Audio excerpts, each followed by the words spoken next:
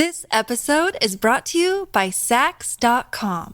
At Sax.com, it's easy to find your new vibe. Dive into the Western trend with gold cowboy boots from Stott, or go full 90s throwback with platforms from Prada. You can shop for everything on your agenda, whether it's a breezy Zimmermann dress for a garden party or a bright Chloe blazer for brunch. Find inspiration for your new vibe every day at Sax.com.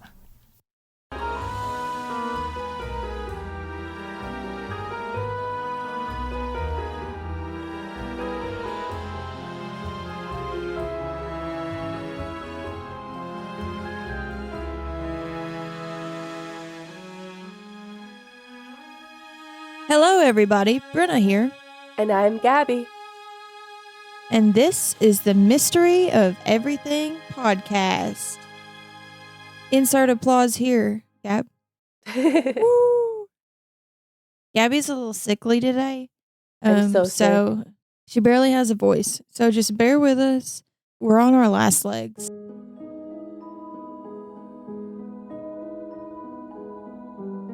Today's episode, so what we're going to discuss today is something close to home. The famous artist known as Edgar Degas and whether or not he was a serial killer. Why is this close to home? I'm not related to him. Don't get any ideas. But because my sister and I have always loved his famous paintings of ballerinas. And even if you don't know who Degas is, I bet you would recognize one of his ballerina pieces if it were in front of you right now. They're whimsical, flowy, full of innocence and life, much unlike himself. He is none of those things. He's actually evil. But I personally love them, and I've been seeing a lot of comments on the interweb about like how the fuck could anyone enjoy his art in the first place. But art is subjective, and beauty is in the eye of the beholder. So close your mouths and let people enjoy things. His art, not him. He's a terrible person, but let me enjoy his beautiful paintings because they are beautiful. But I'm jumping ahead of myself. Who is Edgar Degas? I have a picture of him here that Gab can see. I'll put it on the Instagram so you all can see it later. But if we're being honest, he kind of looks like a sickly little lad. There's no life in his eyes. I feel bad saying that about someone, but I don't feel bad saying it about Edgar Degas. There's no life in his eyes, and he doesn't look well, to say the least. So who is Edgar Degas? Well, his full name is Hilaire Germain Edgar Degas. He was born on July 19th, 1834 in Paris, France. His family was pretty wealthy. He had 5 siblings, with him being the oldest of the 5. Where did his family get the wealth, you may be wondering? Well, even if you aren't wondering, I'm going to tell you. His mother was Mary Celestine Mousson Degas. She was a Creole from New Orleans, Louisiana. Her father, Germain Mousson, was born in Port-au-Prince. That's how we say it in the Caribbean, but I don't know. Steven says Port-au-Prince, which sounds wrong to me. Port-au-Prince, Haiti. So that's where the dad was born, Germain Mousson. And he was of French descent. He settled in New Orleans in 1810. His father, Augustin Degas, was a banker. Augustine's father, René Hilaire Degas, owned a banking firm in Naples, leading Augustine to open one in Paris. Oh, they had money. Yes, they had money. So money wasn't an issue for him growing up whatsoever. Degas began schooling at age 11, attending these are French words, so I'm going to struggle, but I'm going to make it Lycée Louis le Grand. His mother sadly passed away whenever he was only 13 years old. So for most of his childhood, the only main influences he had in his life were his father and a large number of unmarried uncles. We aren't exactly sure when he began to dabble in painting, but we do know that it was in his early lifetime. But he had a baccalaureate in literature in 1853 when he was just 18 years old. He had an entire room in his house dedicated to being an art studio at the age of 18. After graduating, he became registered as a copyist in the Louvre Museum, an absolute dream of mine to go one day. Like, holy shit. Gab, you've been, ain't you? I've been there twice, and we've spent 2 full days in the Louvre, and we still haven't seen everything in there. Like, I will say, literal dream. last time Joya just wanted to stay in the Egyptian section with all the mummies. She just wanted to see mummies and the marble statues. She had no interest in any of the rest of the museum, so we just spent a lot of time there. But I've been there twice, and I think the statistic is you can spend an insane amount of time in there, and you will never, like, you won't be able to see everything in the Louvre. I have to look up the exact statistic, but it's a wild number. I want to go there so bad. One day I will go there. I'm speaking it into existence. Back to Degas. Of course, like most parents, his dad didn't want him to do art. What did his dad want him to do? Do you all have any guesses? You guys guess now. What'd you say, Gab? I said finance. Banking? Any other guesses? Get them in quick. Get them while they're hot. Okay, so Gab's wrong, sadly. But if you guess lawyer, If you guess lawyer, you're correct. Did he become a lawyer, you guys? Did he? Yeah, he enrolled at the Faculty of Law of the University of Paris in November of 1853, and he barely applied himself at all to his studies. So did he become a lawyer, or was he just a student? He just attended the school. To my knowledge, he didn't actually become a lawyer. Because you'd have to apply yourself a tiny bit, I think. Would you? Elle Woods. I'm just kidding. Elle Woods applied her ass off. Warren, though? Not so great. Don't be a Warren. Okay, moving forward in time, let's go to the year 1855. Edgar, I'm going to start calling him Edgar now because it's easier for my mouth than continuously saying Degas. But anyways, Edgar met a man named Jean-Auguste Dominique Ingres. And this man gave Edgar some advice that he would never forget. This advice was, draw lines, young man, and still more lines, both from memory and life, and you will become a great artist. And that is exactly what Edgar did. He drew and painted, and in April he was admitted into the École des Beaux-Arts, where he studied with Louis Lamothe. The following year, Edgar traveled to Italy, and he stayed there for 3 years. While he was living at his aunt's family's house in Naples, he began working on some of his more famous pieces. He made the first studies for the piece, The Bellelli Family. In 1859, he returned to France and moved into a shop in Paris to create a large studio. It was in this studio that he began painting The Bellelli Family, although that painting wouldn't be finished until the year 1867. Think about that, 1859 to 1867, the amount of work that had to go into that fucker. So Edgar went on painting all throughout his life until he stopped working in 1912, possibly due to his eyesight deteriorating in the 1890s. He became an isolated man in his later years, believing that artists could have no life. You do you, I guess. He never married, and he spent the last years of his life essentially blind and restlessly wandering the streets of Paris until he died in September of 1917. And if he were anyone else, I would say, damn, that's so sad. And for those of you that, don't know who Degas is, right now you're probably like, damn, that's very sad. But Degas was a terrible man, whom we will get into. And you'll be like, that's what you get wandering around restlessly and blind. That's what you get. Okay, so before we dive into the theory that Edgar could be a serial killer, let's dissect some of his famous works as to why people view them as dark in the first place. And we're going to start with one that I find pretty. Please don't judge me. The Rehearsal of the Ballet on Stage. And this piece is from 1874. Gab, if you scroll down, you can see the piece. It is so pretty. It's very pretty. See, I think it's pretty too. And I have never had a second thought about it being dark in any way until I started writing this episode. Why would people think it's dark? We're going to get into it. We'll get into it. So, for those of you that can't see it right now, and I will put it on our Instagram, I'll put all the pieces I mentioned on our Instagram, and Degas' lifeless looking eyes will be on our Instagram too. But the dancers are practicing before a show, moving and dancing across the canvas. You can see a dance instructor in the middle, directing them, normal enough. But if you look to the far right of the painting, you will see two men seated. One is sitting reversed on the chair with his arms resting across the back, facing the dancers. The other man is essentially lounging, feet crossed and legs outstretched like he's resting, gazing at the dancers as they practice.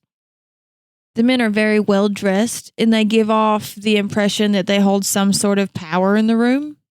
Still, how is this painting dark? Well, in order to understand that, you kind of have to travel back to 1870. In 1870, ballet was a dying art. Its popularity was fading. Not to mention, only the wealthiest of families could enjoy the ballet during this time. Many of the ballet dancers were of the lower class, and without an income from ballet, they had to make their money by other means. What were these other means of income that the dancers were using? Sex work. Really? Really. And apparently it was like when I tell you common, it's not just like one or two. Apparently it was essentially all. All of ballet. the ballerinas did sex work? They had to make an income. So sex work was even encouraged by the families of the dancers. This was right after the war, and as far as the economy goes, it was not thriving, to say the least. Sex work was a sure way to support one's family and support yourself. So it's theorized that what we today would view as an innocent painting about ballet, beautiful, was actually two patrons watching these girls dance, waiting for them to finish so they could take them to one of the back rooms used for dance practice to do sex work. That ruined it for me. Yep. Beforehand, I was like, oh, it's so beautiful. And then if you look at that guy lounging, like I'm looking at him now, and I'm like, well, I know what he's thinking.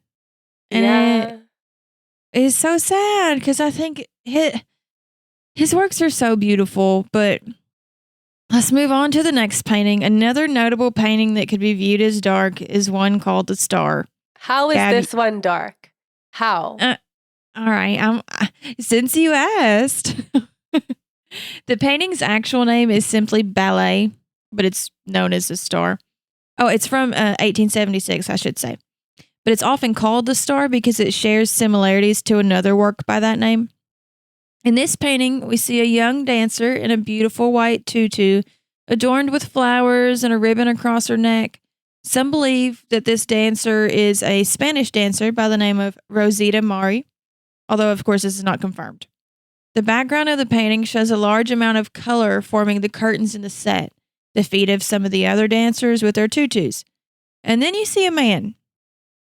A singular man, a very distinguishable gentleman, if you will, dressed in a black tuxedo. He appears to have his hands in his pockets, and to me, he does give off kind of an ominous vibe. Maybe threatening, maybe not. I don't know. It depends on how you view it. But so how could this painting be alluding to something darker, Britta? Well, I'm going to tell you.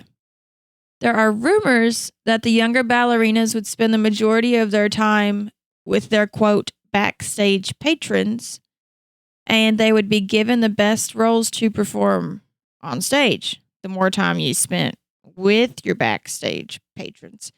Essentially prostitution in the form of you scratch my back, I scratch yours, except their back was located on their wiener. I'm sorry for that. See, I said that joke to Raven and she was like, you need to cut that out because this is inappropriate for like the setting. But it's a good joke. But I'm sorry for that. It's not the time for comedy, Brenna. This is serious. Anyways, so much like we have seen in today's society with actors trying to land better roles, the old casting couch scenario, history tends to repeat itself, sadly. Next painting. I do find his paintings very lovely. I am noticing something else in it, which I never would have got that vibe if it hadn't have been mentioned to me. The dancers look so young in this one, and the men are so old. I know. That's something that I noticed too. And all of the dancers, we're going to talk about it, but they were all like around the age of 14 or younger, which makes it even more fucked up.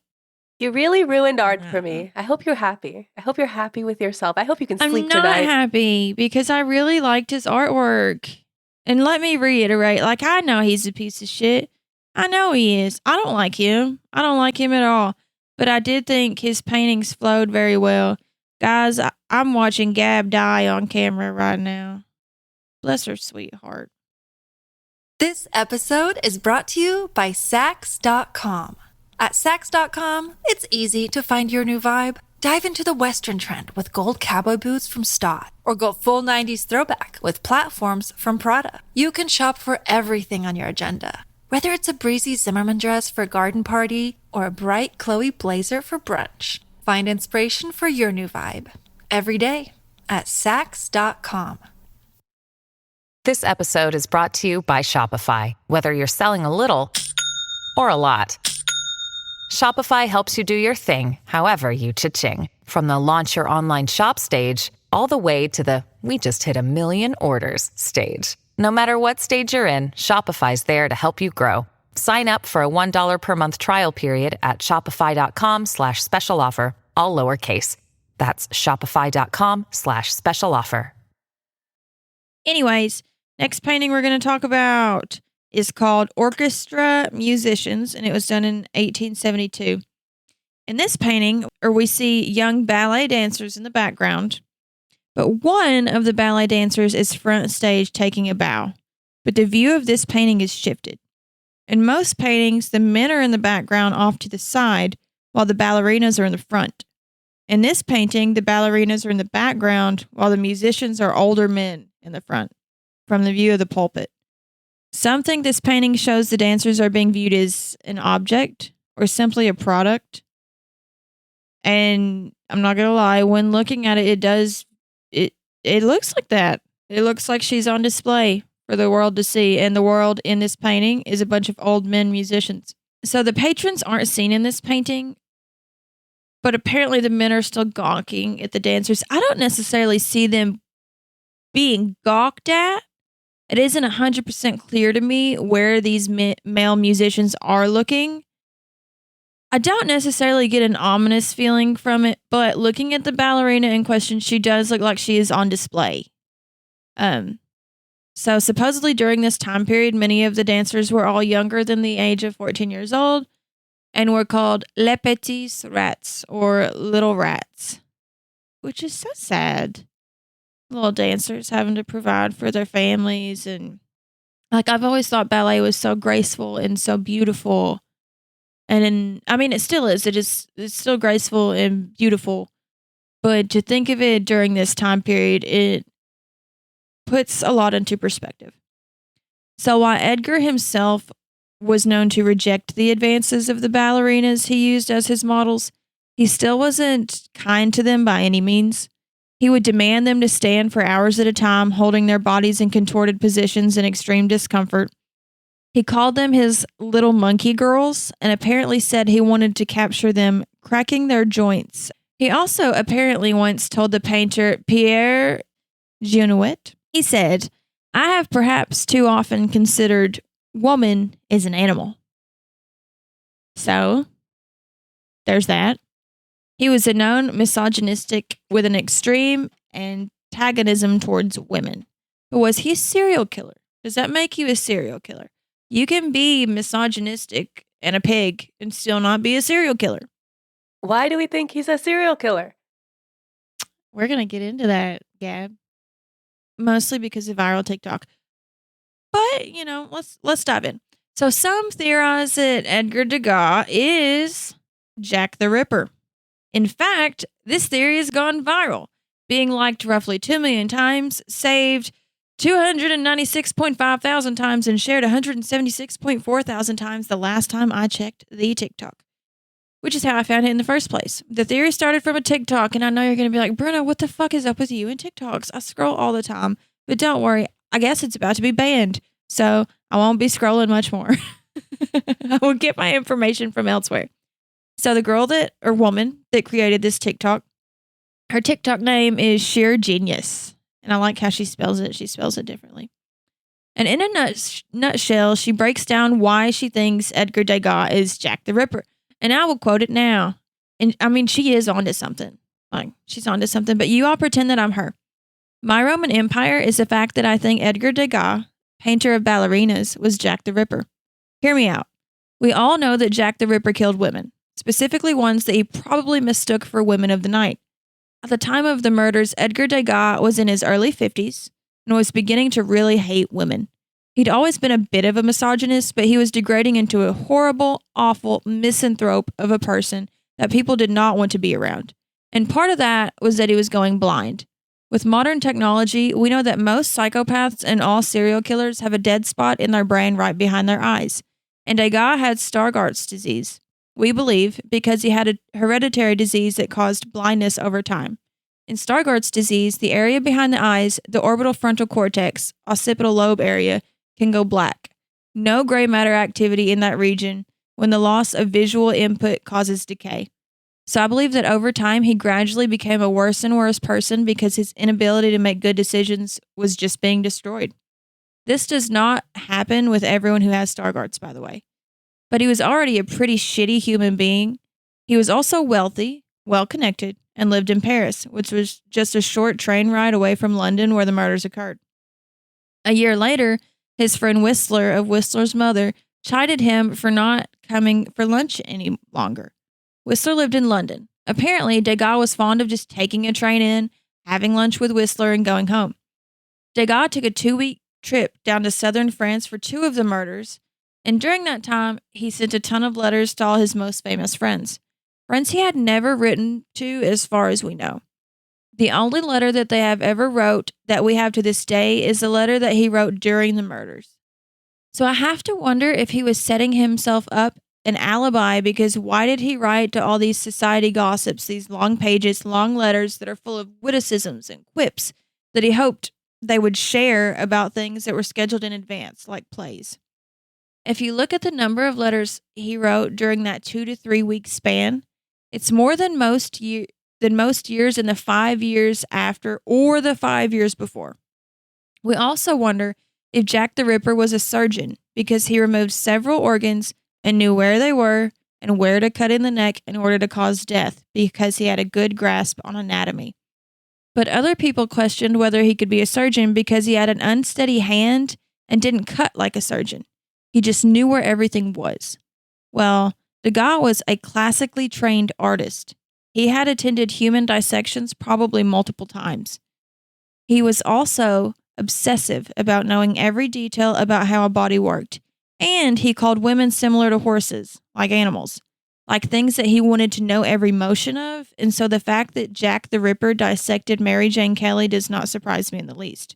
Because who would have wanted to spend multiple hours dissecting a body other than Degas? And the fact that they think Jack the Ripper spent a few hours there, at the very least 2 hours, but not much longer, does not surprise me either, because the interest that Degas would have had in the body after rigor mortis would set in would be nil. And rigor mortis begins to set in after 2 hours. So once the corpse started showing signs of not behaving normally, he was out, dark as that is. The 3rd and 4th murders of the 5 canonical Jack the Ripper victims were done on the same night, and they seem to be trying to be pinned on Jewish people for whatever reason. There's an interesting thing you should look up if you're not familiar with it, called the Gulston Street Graffiti, which was written on a wall above the apron of one of the victims in chalk. The man we think of as Jack the Ripper wrote, "The Jews are the men who will not be blamed for nothing," which is not an English grammatical pattern, and he wrote Jews in a way that no English speaker would spell it. And he wrote it in chalk, and Degas was a pastel artist who would likely have carried chalk with him on all times. Further, Edgar Degas was a notorious anti-Semite. He hated Jewish people, and that would become eminently clear only a few years later, during the Dreyfus affairs, where he loudly and proudly spoke out against them. Yes, he was a bad guy. Also, Degas' obsession with painting ballerinas and women who are not watching, and his weird voyeurisms in his subject matters is not surprising if you compare it to Jack the Ripper's MO, because Jack the Ripper targeted women and thought very little of them. Look at Degas' art. He painted ballerinas. Ballerinas were very commonly prostitutes. And the way that he painted them, with the dark shadows in the background of men trying to arrange a tryst with them later that night, look at how many of his paintings are all about a woman's body and have no face at all. Look at all of his pastels, where the darkest line on the woman is the line cut across her neck, of a ribbon tied around there. Look at his technical masterpiece of a work which is called Interior, but is colloquially known amongst art historians as Le Viol, which means the rape. Jack the Ripper did not SA his women. He just killed them. He had no interest in them in that way, and neither did Edgar Degas. He wanted to know their inner workings. He did not like them. But other than that, he has no interest in them. And those are all the thoughts that I cannot get out of my head. Did the artist get away with murder? Did he steal organs? Did he perhaps put them in wax sculptures? Wax, yes, the medium often used to preserve organs at this time. And we've x-rayed some of them and found that they contain organic material. Do the pretty paintings of ballerinas that hang in little girls' rooms to this day, were they painted by a murderer? I'm Jane Perlez, longtime foreign correspondent and former Beijing bureau chief for the New York Times. I've been a foreign correspondent in lots of places: Somalia, Indonesia, Pakistan, but nowhere as important to the world as China. I mean, China is not dropping anti-democratic paratroopers into Montana. But of course, we did see things like the weather balloon / spy balloon riveting the whole country for a week. This is Face Off, an 8-part series in which we'll take you behind the scenes to key moments in the tumultuous US-China relationship. We'll speak with a diplomat, a spy, a tech reporter, a US admiral, even Yo-Yo Ma. Plus, my pal and noted China historian Rana Mitter joins the conversation. We'll look at what's driving the two nations apart and explore whether anything can help bring them back together. Face Off launches April 9th. Hello everyone, Takuya here. And I'm Gabby. And we are the hosts of History of Everything, a podcast which you can probably guess by the name is, well, it's about everything. Do you want to know why people thought potatoes were evil and would give you syphilis? Are you curious about all the stories of the terrible and stupid ways that people have kicked the bucket over the years? Do you want to hear tales about all of the different badasses of history and the lives that they had brought to life? Well, if so, then look no further. History of Everything is just the right podcast for you. It's available on Spotify, Pandora, and anywhere else that you get your podcast from. Join us for some fun and just see how weird and wacky history can be. There's a lot to unpack there. All that is what she said. I didn't say it as good as she did, but you get the gist. So, similarities. Let's discuss it. We got location. Let's start there. Edgar lived in Paris. The murders took place in London. I Googled it, and you can travel to London from Paris by train in about 2 hours and 18 minutes. Did that. It's pretty fast. Okay, Gab's done it pretty fast. Would that have been the same during this time period? Probably not. Probably I'm not. sure, I don't though. know. I have no idea. It's by train. Who knows? Not me. We just took a regular train, though. It wasn't like a high-speed train. It's not like Japan where they have the bullet trains. It was just a train because they're not that far. So still pretty fast, though. Yeah. So that's doable. Her point there, it makes sense. I agree. The location is close and it's doable. But it is not a nail in the coffin, so to speak. It is also odd that he used to eat with his friend often and then for some reason stopped. Could he have been too busy committing murder? I don't know. He could have been too busy doing other shit. We don't know. Maybe he was tired of the friend. He just wanted to cut them off. Literally. Like maybe he just needed a break from Whistler and Whistler's mom constantly nagging him to come have dinner with him again. We don't know. Next point. He was a misogynist. Valid. Jack the Ripper had to be a misogynist to do what he did to women, in my opinion. But that doesn't necessarily make him a murderer to me because I'm sure during this time period there were many, many misogynistic men. And that could just be me making assumptions. But there's still a lot of misogynistic men during this time period, and I feel like we've kind of moved forward a little bit. So I have a feeling women probably weren't treated the best in the 1800s. I could be wrong. If I'm wrong, you all have no way to prove it. So, at least not for that. Next thing on our list, he was going blind, and he did begin to distance himself from others the older he got. She states that all serial killers have a dead spot in their brain behind their eyes, and this could have been the case for him due to his gradual blindness. Some researchers theorize that damage to the frontal lobe, limbic system, and the hypothalamus can cause loss of control, poor judgment, and aggression. Scientists performed a study on the brains of more than 800 prisoners finding that the brains of murderers do in fact look different than those convicted of different crimes. So fucking cool. I mean, not cool, but so fucking cool. So those differences could be linked to how they process empathy and morality. The research for this study was co-authored by a leading University of Chicago neuroscientist, and it found that individuals who had committed or attempted murder had reduced gray matter when compared to those involved in other offenses. The reductions that were seen were especially apparent in regions of the brain that were associated with emotional processing, social cognition, and behavioral control. So could Edgar's condition that was causing him to go blind also cause him to make poor decisions, not be able to control his urges, and feel no emotion while murdering others? Perhaps. Does that mean that he did it?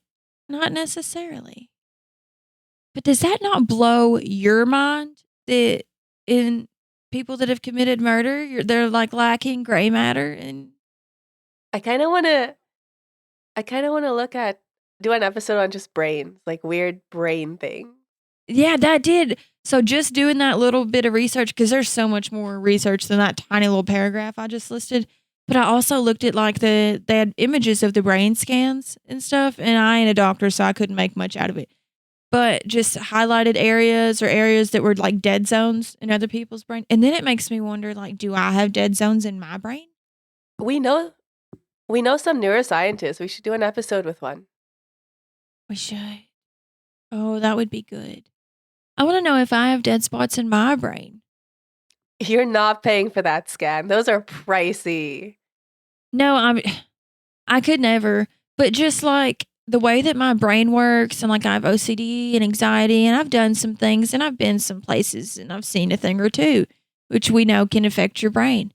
And I wonder, like, I don't know. And then that also brings into consideration, like, are people born this way? Or could you be a perfectly normal, functioning member of society, and then you bump your head, or you get a disease that causes parts of your brain to start to die, and then you turn into a fucking serial killer? These are the questions that haunt me, but this has nothing to do with the episode. Well, sorry. What I'm about to bring up has nothing to do with the episode too. And I know we're in a hurry, but I have to say it. So I was watching TikTok again last night, and this father of 4 killed like his wife and 3 of his sons, and he only left one son alive. And nobody knows what happened. Like, there was no signs of him snapping. They had an argument the night before, but they're like, if you look at like their family photos, they look so happy. It was so weird that he literally killed 3 of his sons. He left one alive, and his wife and himself. I don't know. Like, imagine the survivor's guilt for that remaining child. And I think it was like one of the younger ones. It wasn't like the oldest. Like, it's the oldest one got killed. So it's just really, really like, what would cause someone to snap just like that? Or like when mamas kill their babies. Like, the brain is such a crazy thing. Like, I could end up being a serial killer one day. We don't know. I could bump my fucking head today and not exist. With moms, that's usually associated with postpartum depression, which is just the US. I have a lot to say about it. The US has terrible support for postpartum moms, because when I had postpartum depression, I got kicked off my health insurance because Steven made $40 more than we needed, I guess, to qualify. And so I had no health insurance, and I had like horrible postpartum depression. Luckily, I had a great support system, but the US isn't great at that. That's so sad. The US sucks when it comes to parents, period. We suck. Okay, so we're going to move on from that, but we should do an episode on the brain, because, and I've even talked about, I'm not going on another tangent, but I've even talked about that to my therapist before, that these people that we call monsters, I mean, sometimes you're just born a monster, but sometimes there are extenuating circumstances that happen to you to make you the way that you are. There's just so much that we don't understand. But back to this episode. Another point that the lovely woman on TikTok had is that Edgar was anti-Semitic. The Dreyfus affair mentioned above was a political scandal that divided the Third French Republic from 1894 until its resolution in 1906. The scandal began in December 1894 when Captain Alfred Dreyfus was convicted of treason for communicating French military secrets to the German embassy in Paris. He got life imprisonment, but spent the next 5 years of his life imprisoned in really awful conditions on Devil's Island. In 1896, there was evidence found that the real culprit was a French army major named Ferdinand Walson Esterhazy.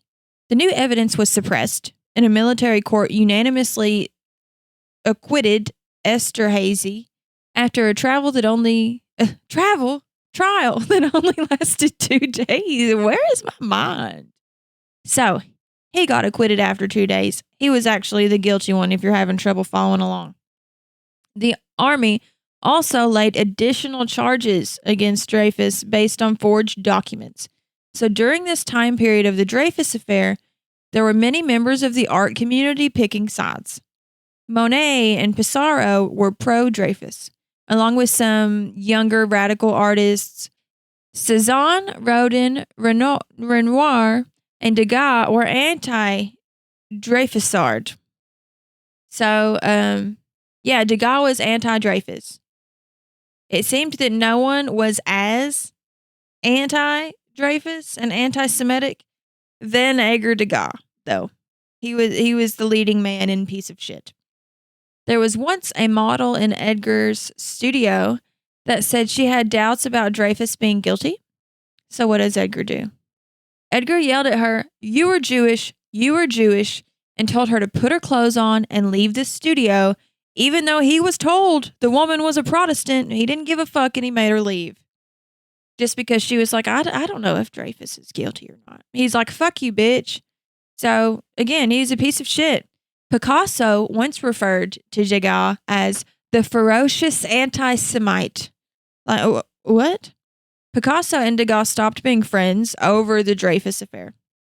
So Edgar was definitely anti-Semitic, but was Jack the Ripper? That's a question. There is no definitive evidence that says the murderer wrote that graffiti. Yes, the bloodstained apron was proven to belong to the victim, Catherine Eddowes. But, playing devil's advocate, there is a possibility that the killer didn't even write it, or even see it when dropping the piece of apron. Maybe he was escaping the scene of the crime with the rag as a memento and dropped it on the way out. Even if it is odd that the writing was above it, we don't know if Jack the Ripper was anti-Semitic. We don't know. I mean, it like I said, it's odd. I'll give you that. I would give you that. But is it like definitive? No. In my opinion. Like, I'm just giving you all information. You all do with it what you will. It seems really circumstantial. Like, it doesn't seem... Yes. It's not good enough. No, it's not good enough for me to be like, that's it. That's the kicker. So let's continue to dissect a little bit more of what she says, and we'll find out. We'll get there. Okay, another point she had, Edgar Degas was writing to his friends more. She has a theory that this could be a form of an alibi. And I will admit, it is something to notice. There could be many contributing factors in his life that made him want to write more, though. And an alibi could have been one of them, but it also could not have been one of them. Many people could have potentially been writing more during this time period. We don't know. Seeing as how the police received plenty of hoax letters claiming to be from Jack the Ripper, it does appear that more people were writing during this time. But again, it is something to like get your attention and be like, huh, that is weird. That does kind of add up. But it's, again, like Gab said, it's circumstantial for me and it just doesn't do it. But I mean, I do agree. It's odd, but it could have been a complete coincidence. All of these things separately, I'm immediately like, no, that doesn't add up. When you add them together, like she did, it does make you kind of go, huh. You know, it is a head scratcher. I would like to know what organic material is inside his sculptures, though. I am curious. Also, where she says that Jack the Ripper was thought to not be a surgeon but to have a grasp on anatomy, Degas would have attended dissections, perhaps, being an artist, and it is true that he was interested in the movements of the human body. His art shows fluidity. There was a Parisian art dealer named Ambrose Villard who recalls Degas saying, "People call me the painter of dancing girls. It has never occurred to them that my chief interest in dancers lie in rendering movement and painting pretty clothes. So the man does like movement. And pretty clothes. And pretty clothes. I was just going to ignore that piece of his quote, but the man, he loves a good outfit. Is he a piece of shit? Yeah. Does he have style? Yeah. No, I'm just kidding. I just feel like he maybe was really weird and he did a lot of weird stuff because he was Yeah, really weird. he could have just been a little eccentric. And like sending more letters, maybe he was going blind. So he was like, you know what? I should talk to these people that I care about way more while I still can, read their letters back. That's a good theory. Or maybe he has like seasonal depression a little bit and he was coming out of it. I don't know. We don't know. You know how like I just don't respond for like a day or two and then I send like 25 texts? Maybe he was doing that, like the old timey but version. For 5 year spans. Yeah. Maybe. I could buy it. Like, who's to say? Not me. Who the fuck am I? I'm just a girl on a podcast asking someone to love me. I'm just kidding. So he could have interest in how the human body works, yes. And I do think he does, to help him with his art. Could he have gotten bored when the body no longer showed range of motion? If he was a murderer, probably. I don't know. I don't know. I still don't know. It's a flip of a coin for me. I don't think it's enough information for me to be like, murderer. I don't think there is enough proof to say that Edgar Degas is Jack the Ripper. Yeah, that's my opinion. I see both sides. I see why someone might think that. I think that the reasons he could potentially be Jack the Ripper could apply to other people during that time period too, though not necessarily just Edgar. Gabby, what's your thoughts? Yeah, I don't think it's him. Like we definitely need something to link him specifically to Jack the Ripper. Like something specifically pointing to him, not just circumstantial evidence. Not saying old people can't kill. Old people kill all the time. And not saying 50 is old. 50 is not old. But he would have been 50 during this time period. And in my opinion, which is nothing, I have no education other than watching forensic files to go to bed every night. But I feel like if he was going to murder people, statistically speaking, he probably would have at least experimented with it a little bit before the age of 50. And I could be wrong on that, but that's the vibes I get. So, is Edgar Degas a serial killer, Gab? No. No, I don't think he is either. Probably a piece of shit and paints weird things. Like the last piece of art I included is the one I discussed earlier, called The Rape, or nicknamed The Rape. Creepy ass fucking painting. This painting is one that I look at and it gives me a vibe. Or maybe they're married. Maybe he's just looking at his woman. I don't know. Can you see the one I'm talking about, Gabby? No, I don't have it pulled up. Oh, it's the very last one. Oh. And the woman's like leaned over and he's just kind of staring. It is one of his otter paintings. I'll give you that. Maybe they just had a little falling out. Maybe they had a falling out, or maybe he's thinking in a loving way about how he wants to ravage her. We don't know. I don't know. Anyways, so that's all I got for Edgar Degas. Piece of shit. Yes. Murderer? I don't think so. But not to say, I mean, that the TikTok gives you very valid reasons. I like where her head's at. I like her reasoning. It makes me think, Makes me think. Anyways, thanks, guys. Subscribe to our Patreon if you want to learn about dowsing rods, amongst other things. But the next episode's about dowsing rods. You ask, I deliver. No, someone did ask for an episode about dowsing rods, and I have some beside me that I've been playing with. I bought some just to test it out, test the waters. Anyways, thanks for listening to our stuff, and stay mysterious, you motherfuckers. Bye, guys. Bye, guys.